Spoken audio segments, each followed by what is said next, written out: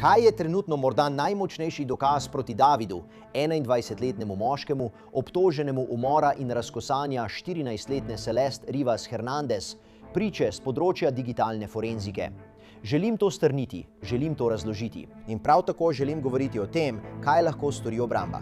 Dobrodošli v oddaji Sidebar, ki jo predstavlja Law & Crime. V redu, zelo na hitro. Poglejte, vem, da vsi iščemo načine, kako pametneje ravnati z denarjem v letu 2026 in večina od nas zasluži skoraj nič, če pustimo denar ležati na običajnem varčevalnem računu. Toda naš sponzor Chime je zasnovan tako, da vam za vaš denar dejansko prinese ugodnosti. Zakaj to pravim?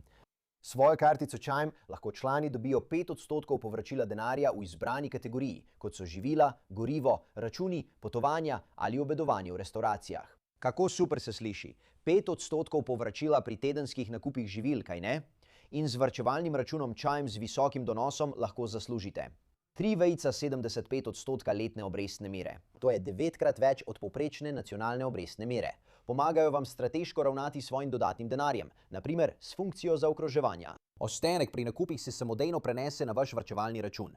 Trenutno lahko preko moje povezave prejmete tudi bonus v višini $1. Povezava: obiščite chime.com, poševnica Sidebar, ali skenirajte QR kodo na zaslonu in začnite danes povečevati svoj denar.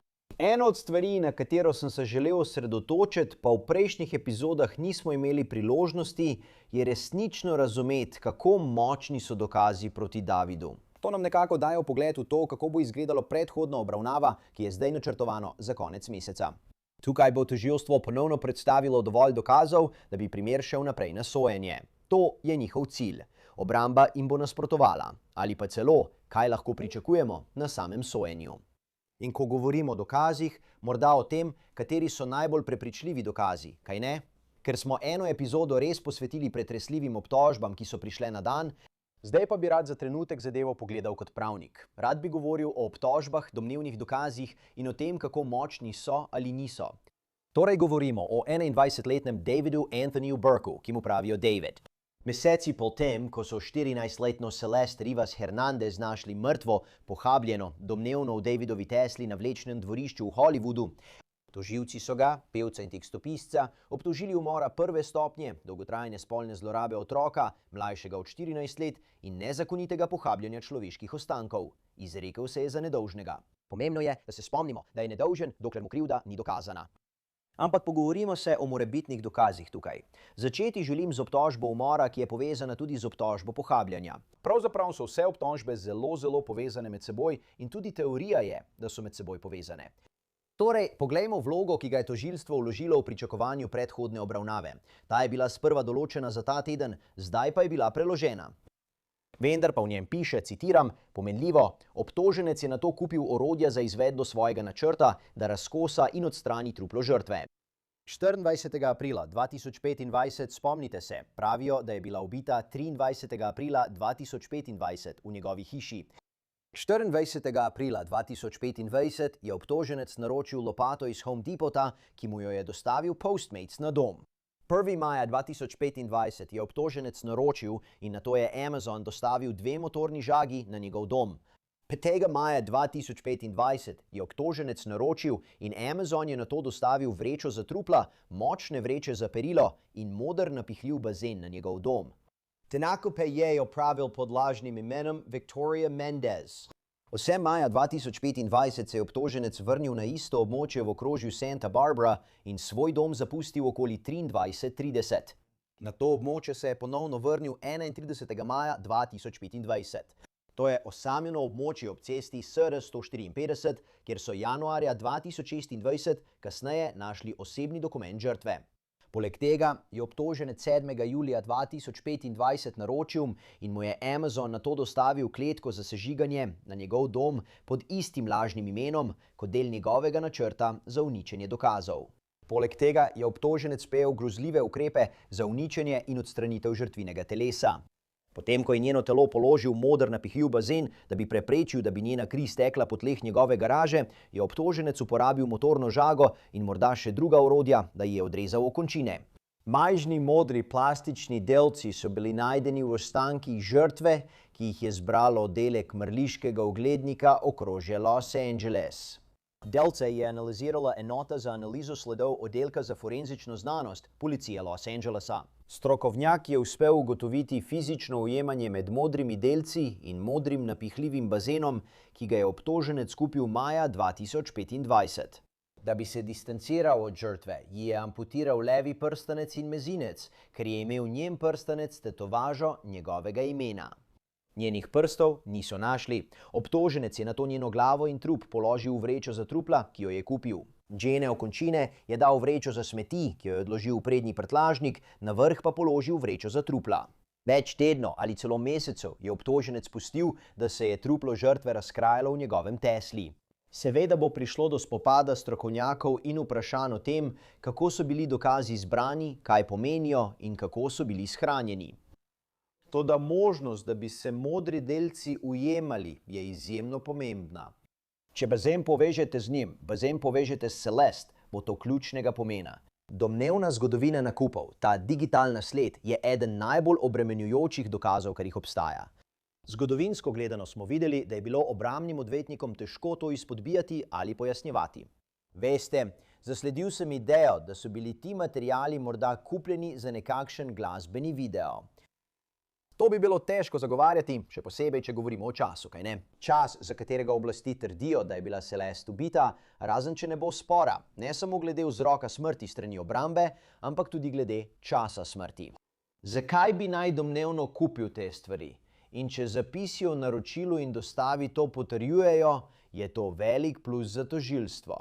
Se pravi, seznam možnih dokazov v tem povzetku navaja, citiram, DNK dokazi, pridobljeni iz krvnih madežev, zbranih v garaži obtoženca, ki se ujemajo z genetskim profilom žrtve.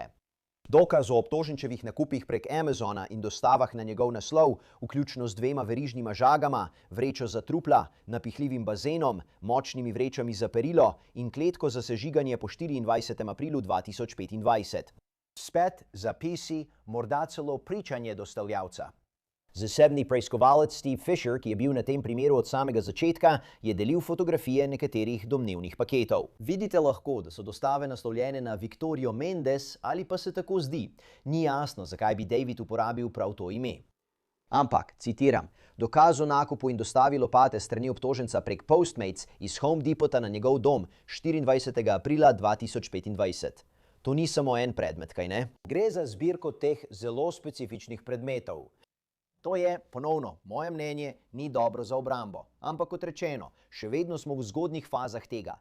Uberjevi zapisi kažejo na transakcijo obtoženca, kjer je naročil Uber, da pobere žrtev iz njenega doma v Lake Elsinore in jo prepelje k sebi domov v noči na 23. april 2025. In ko je LAPD izvršil nalog za hišno preiskavo v hiši, ki jo je David najemal ali v kateri je bival potem, ko je bila Celeste identificirana, domnevno so v garaži našli vse vrste dokazov, ki podpirajo to trditev o razkosanju, vključno z biološkimi dokazi, ki so bili pozitivni na kri. Pravijo, da so ponovno uspeli povezati dokaze z edinstvenim genetskim profilom žrtve. To sem že omenil prej, ponovno govorimo o bazenu, ta naj bi imel več linearnih rezov. In poleg vsega tega je po navedbah tožilstva nadzorni posnetek skupaj z drugimi dokazi potrdil, da je bil obtoženec zadnja oseba, ki je 29. julija 2025 vozila vozilo, preden je zapustil Los Angeles na koncertni turneji. In ne pozabite, njeno telo so odkrili približno mesec, malo več kot mesec dni kasneje. V vlogi je zapisano, da je David lagal prijateljem, poslovnim partnerjem in drugim glede močnega vonja po razkroju v in okoli hiše ter avtomobila. Zato bi bilo za odvetnike obrambe zelo težko reči, veste, da je bil popolnoma v nevednosti, da mu podtikajo, da ni imel pojma, kaj se dogaja, kaj se je zgodilo. Čeprav, ali je mogoče, da je imel kdo drug kasneje dostop do avtomobila?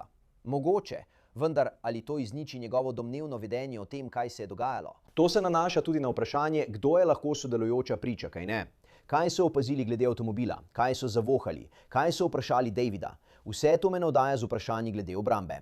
Sprašujem se, ali bi lahko odvetniki obrambe prišli do bistva in rekli, glejte, ja, vse te stvari je kupil, ja, to bomo priznali. Vse te stvari je kupil potem, ko tožilci trdijo, da je umrla, kaj ne? Morda ne bodo rekli, da je bila ubita, ampak da je umrla. Torej, morda bodo trdili, da ni bil odgovoren za njeno smrt. Morda je umrla na drugačen način. In potem je v paniki sodeloval pri odstranitvi ali pa je pomagal pri odstranitvi. Ne vem, ali bodo morda rekli, da je za njeno smrt odgovoren kdo drug. Mislim, videl sem že podobne primere na Floridi.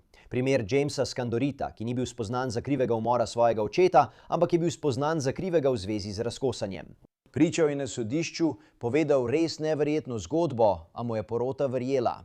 Torej, bomo sploh kdaj izvedeli, kaj se je zgodilo s Celeste ali ne?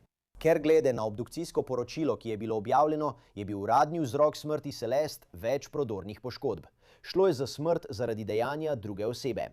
Morda pa bodo odvetniki obrambe temu nasprotovali. Se bodo borili proti izvedencem. Trdili bodo, da je bilo njeno telo preveč razkrojeno, da bi res vedeli, kaj se je zgodilo, da bi res vedeli, kako je umrla. In potem pridemo do tega. Preiskovalci trdijo, da je bila Celeste domnevno ubita 23. aprila, kmalu po prihodu v hišo v Hollywood Hills, in sicer strani Davida. Kako to vedo? Kako določijo ta časovni okvir? Iz sodnih spisov tožilstva je zapisano, citiram, o približno 20:40 uri. 23. aprila 2025 sta obtoženca naročila Uber, da bi žrtev prepeljal iz njenega doma v Lake Elsinore do njegovega prebivališča. Tudi tukaj bodo digitalni zapisi ključni. V drugih primerih tega nimaš vedno. Komunicirala sta pred in med njeno vožnjo z Uberjem, ki jo je odložil pri obtoženčevem domu v Hollywood Hills okoli 22:10. Torej, spet bodo digitalni zapisi, SMS sporočila in morebitno pričanje tega voznika ključni. Približno ob 22:30. Obtoženec je žrtvi poslal SMS sporočila in jo spraševal, kje je. Zato bo obrambi verjetno težko trditi, da sporočilo ni bilo poslano v tem časovnem okviru. Torej, gledate teh 20 minut, kaj se je zgodilo. Tožilstvo trdi, da je bil to del obtoženčevega vnaprej premišljenega načrta za prikrivanje umora, saj je bila žrtev v tem času že mrtva. To je dober argument, kaj ne? Mislim, zakaj bi ji pisal ali naj bi ji pisal, če je bila doma? Je ta hiša res tako velika, da ni vedel, kje je? Ne vem. Ali pa to podpira zgodbo, da poskuša prikriti sledi in nakazati, da se ji je nekaj zgodilo. Citiram. Vedel je, da mora utišati žrtev, preden uniči njegovo glasbeno kariero, saj mu je to zagrozila kmalu po prihodu v njegov dom. Obtoženec je žrtev večkrat zabodel do smrti in stal zraven, medtem ko je izkrvavela. Povedal vam bom, da ne vem, kakšne dokaze imajo, da bi dokončno ugotovili, kaj se je zgodilo za zaprtimi vrati. To je njihova zgodba. To je njihova teorija. Mimogrede, kasneje bom povedal še nekaj več o obtožbah glede posebnih okoliščin, saj to po mnenju tožilcev ni le umor, ampak zelo specifična vrsta umora z določenim motivom v ozadju. Citiram. Nikoli ni poklical policije ali številke 112 ali jo odpeljal na urgenco, da bi ji poskušal rešiti življenje. In to je pomembno, ker bodo rekli, da to ni bil primer, kot naprimer, da sta se sprla, da ga je ona napadla, da je on panično reagiral, jo ubil v samoobrambi in nato poklical 112. To možnost izključujejo. Citiram. Kljub temu, da je vedel, da je mrtva in da jo je njena družina poskušala najti, bodo dokazi pokazali, da je obtoženec lagal in trdil, da ne ve, kje je. Dejansko se je obtoženec takoj po smrti žrtve odpeljal v okrožje Santa Barbara in poskušal zavreči njeno lastnino ter uničiti dokaze približno ob 23:30 uri 23. aprila 2025. Odpeljal se je od doma, medtem ko je žrtvi pošiljal sporočila in jo klical ter spraševal, kje je. Tudi to so bila dejanja, ki jih je premišljeno in načrtno izvedel, da bi si v zelo kratkem času po brutalnem umoru žrtve pripravil svojo obrambo. Obtoženec je svojim Teslo vozil proti severu po avtocesti 101 do San Marcos Pass Road SR 154, blizu jezera Kačuma v okrožju Santa Barbara. Zdaj se sprašujem, ali morda obstajajo kamere, ki bi lahko posnele to gibanje. Naslednje jutro, 24. aprila 2025, se je zgodaj vrnil domov, preden je šel na radijski intervju ob izidu svojega albuma tisti teden. Tisti dan je na žrtvin telefon poslal še 2 dodatni sporočili, ki sta ostali brez odgovora, saj je bila že mrtva. Mimogrede, o intervjujih bom govoril čez nekaj trenutkov. Po 26. aprilu 2025 obtoženec nikoli več ni poskušal stopiti v stik z njo. To je pomembno. To je pomembno. Če telefonski zapisi pokažejo, da ji ni pisal ali jo klical in je popolnoma nedolžen. To bi bilo presenetljivo, kaj ne? Nekdo, za katerega vsaj veš, da ima z njim povezavo. Ona izgine, on je ne bo poskušal kontaktirati. Spet. To je zgodba tožilstva. Bomo videli, kaj bo rekla obramba, ampak še en dokaz. Citiram. Obtoženčeva aktivnost na mobilnem telefonu in komunikacije, pridobljene iz obtoženčevega iPhona in Tesle, ki prikazujejo obtoženčeve dejavnosti od 22. aprila 2025 do 24. aprila 2025. Vključno s potovanjem v okrožje Santa Barbara sredi noči, potem ko je žrtev prispela v njegov dom v Hollywood Hills. Dokazi. Torej, to je tukaj ključno. Zato tožilci izberejo obtožbo čakanja v zasedi, utišanja priče, posebne okoliščine, da povečajo možne kazni za obtožbo umora. Da je David to načrtoval, da ni bilo tako, da bi se prepirala in bi se nekaj zgodilo, ali da bi imela prevelik odmerek in bi ga zgrabila panika. Trdijo, da je bilo to načrtovano, da je bilo vnaprej premišljeno, da naj bi si domnevno želel njene smrti, da bi jo utišal glede njunega domnevnega skrivnega razmerja, da je bila mladoletna, da bi preprečil, da bi to razkrila in mu uničila kariero. Zdaj bodo stvari, kot so zapisi o mobilnih telefonih, podatki o prevozih in digitalni podatki, ključnega pomena. Zato ni presenetljivo, ko Steve Fisher, zasebni detektiv, pravi, da je v tem primeru več kot 50 nalogov za preiskavo. To je vrsta dokazov v letu 2026, ki veliko razkrije in jih je za odvetnika obrambe zelo težko ovreči. Določanje časa, lokacije. Po drugi strani pa ne verjamem, da imajo oblasti domnevno morilsko orožje. Ne verjamem, da obstaja očividec tega domnevnega napada. Ne verjamem, da obstaja posnetek nadzorne kamere, ki bi prikazoval ta domnevni napad, kolikor nam je znano. Torej, ali to odpira prostor za razumen dvom? In tožilci bodo to zgodbo predstavili tako, da bodo skušali dokazati očitke posebnih obteževalnih okoliščin, povezane z domnevnim umorom, kar bo vključevalo tudi dokaze o domnevnem nezakonitem spolnem razmerju, spolnih odnosih z mladoletnico. Digitalni dokazi in časovni okvir. Kaj s tem mislim? Iz seznama dokazov, ponovno, v povzetku piše, da so opisane fotografije, ki prikazujejo žrtev golo, kot tudi medtem, ko je bila v spolnem odnosu z obtožencem, ko je bila stara 13 let. Ker ti dokazi predstavljajo gradivo spolne zlorabe otrok, fotografije same ne bodo predstavljene. Čeprav niso bile vložene vse možne obtožbe, ki bi jih bilo mogoče dokazati, je gradivo spolne zlorabe otrok dokaz njunega stalnega spolnega razmerja, ko je bila žrtev stara 13 in 14 let. Torej, če je to gradivo na njegovih napravah, ponovno citiram, številna besedilna sporočila med obtožencem in žrtvijo, ki dokazujejo njuno spolno razmerje, nosečnost, splav in uporabo nujne kontracepcije plan B.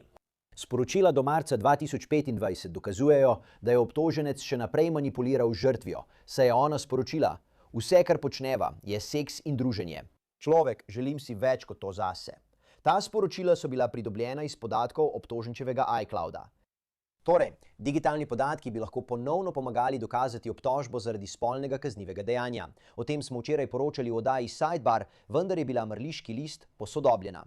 To poroča TMZ, ki nakazuje, da ni znano, ali je bila Celeste noseča, čeprav v dejanskem poročilu o obdukciji, kolikor smo lahko videli, ni bilo ničesar, kar bi to nakazovalo. Torej je tukaj malo zmedeno. Sinoči sem v svoji oddaji na News Nation Jesse Weber govoril z Josephom Scottom Morganom.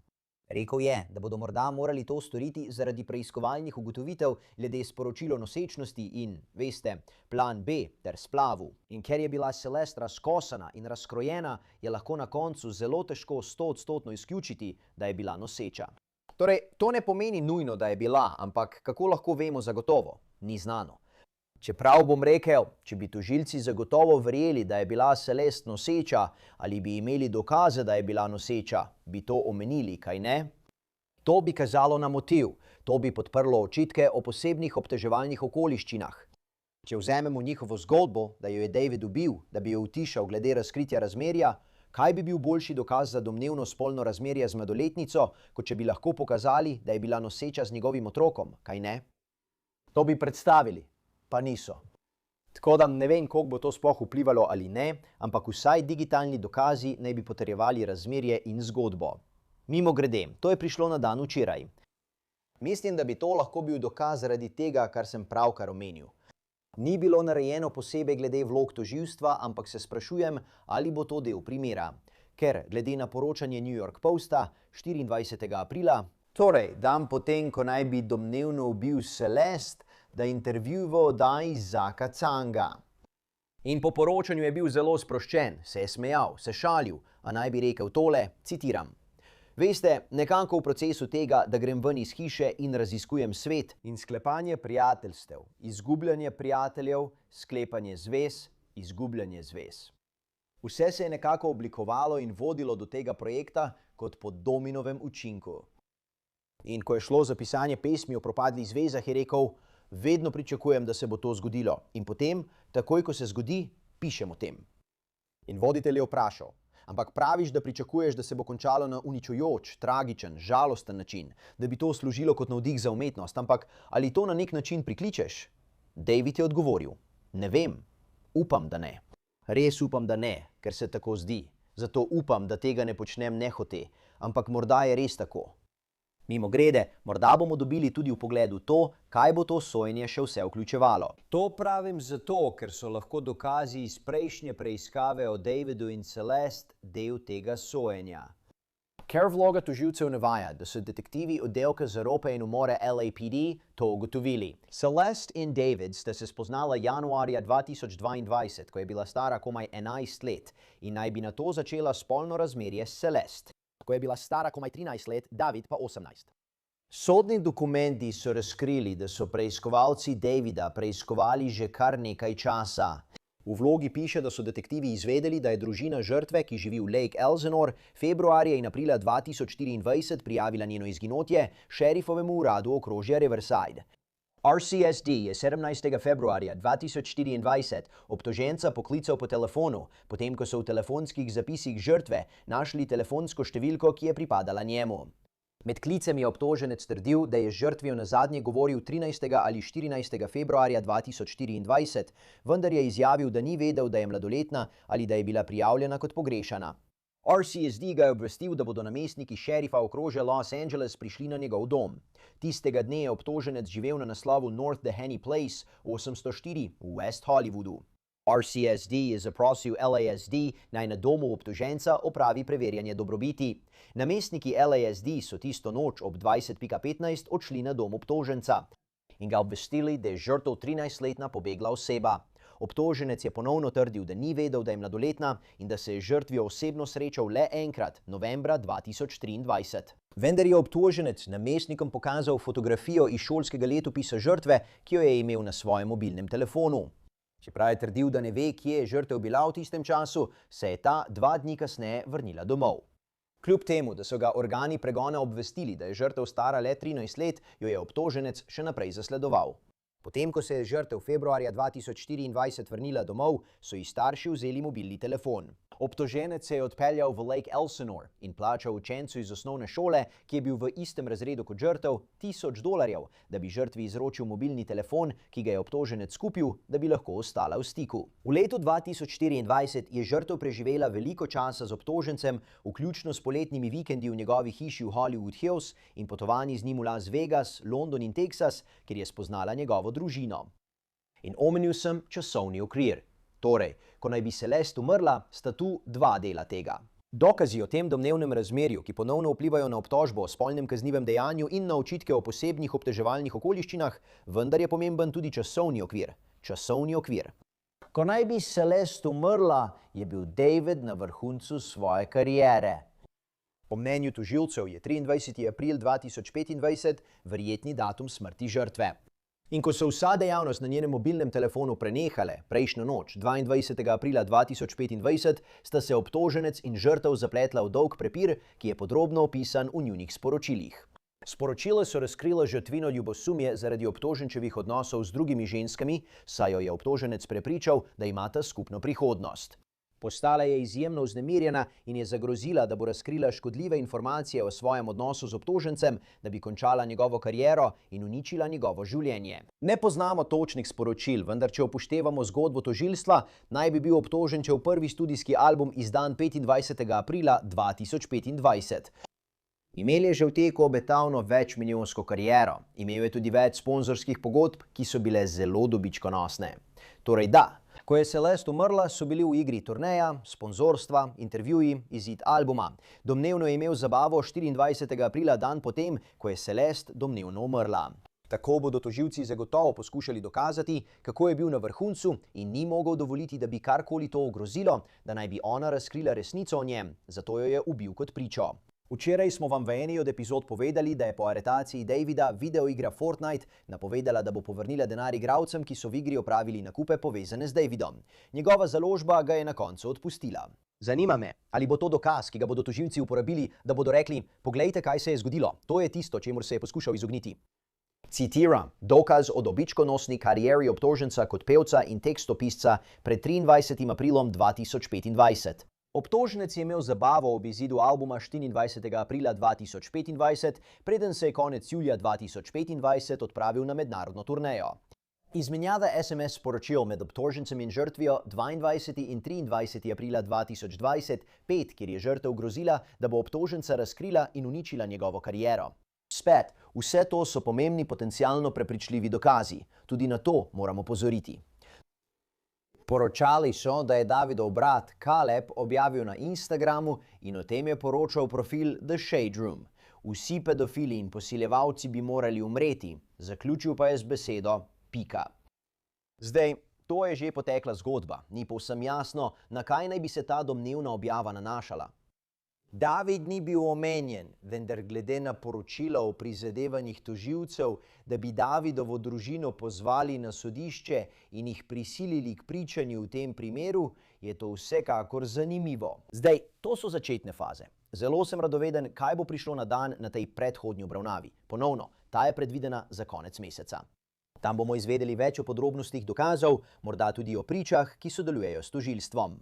To je nekakšen vpogled v to, kar tožilci trdijo, da imajo proti Davidu. Bomo videli, kako se bo zadeva razvijala. To je vse, kar imamo za vas trenutno tukaj na Sidevarju. Najlepša hvala, da ste se nam pridružili. Kot vedno, prosim, naročite se na YouTube, Apple Podcasts, Spotify ali kjerkoli poslušate podcaste. Lahko nas spremljate tudi na NBC-jevi platformi Peacock. Če me želite spremljati, me najdete na X, Instagramu in v moji oddaji na News Nation, Jesse Weber Live, od ponedeljka do petka ob 23. uri po vzhodnem času. Se vidimo naslednjič, vsi skupaj.